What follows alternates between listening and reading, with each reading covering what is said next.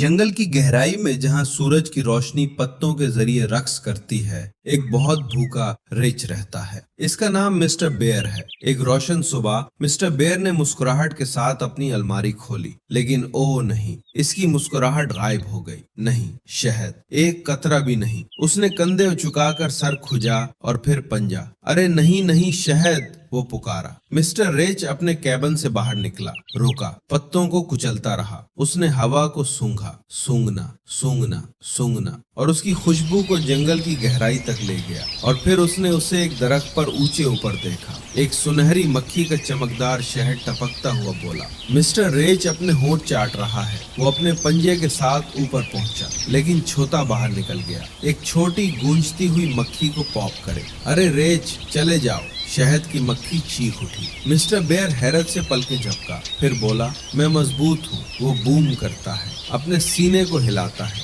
बज रहा है। उसने लहराया, लेकिन उसके छोटे बाजुओं को जोड़ना है, बिल्कुल मुतासिर नहीं। मिस्टर रेच दोबारा पहुंच गया, डंक मारा, बिल्कुल उसकी नाक पर। उच्च यल्प हलकों में घूम रहा है। उसने गरज कर एक बड़ी छुरी पकड़ ली। अब तुम फंस गए हो। उसने एक बड़े झूले में शगाफ डालकर छते पर चलाया। उसने तोड़ फोड़ कर खोला, लेकिन शहद की बजाय एक सुनहरी गूंजती हुई मक्खियां फट पड़ी। सैकड़ों, हजारों उसके चारों तरफ घूम रहे थे। आह, एक सरगोशी। मिस्टर रेच ने अपने कान पर डंक मारा, उसके बाजू पर। डंग डंग डंग। मिस्टर बेयर इतनी तेजी से भागा जितना कि उसके पंजे उसे झाड़ियों से टकराते हुए, गूंजते भीड़ के साथ लागों पर छलांग लगाते हुए, दाएं पीछे पीछा करते हुए। आखिरकार वो जंगल से गुजरकर अपने कैबिन में घुस गया, बाम दरवाजे पर चला गया। शहद की मक्खियां उस पर टकरा गईं, फिर आहिस्ता आहिस्ता दूर हो गईं। मिस्टर बेयर हाँफते हुए दरवाजे से नीचे खिसक गया, लेकिन ओ,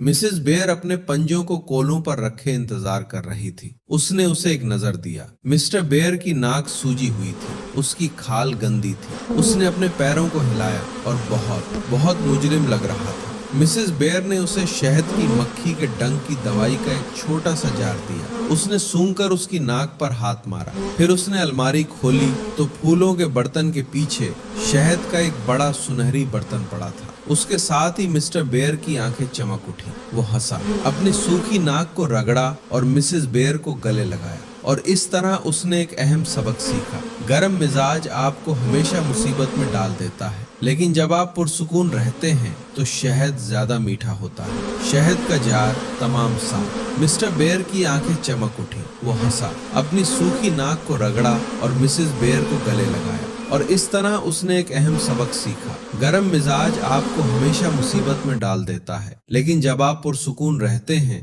तो शहद ज्यादा मीठा होता है।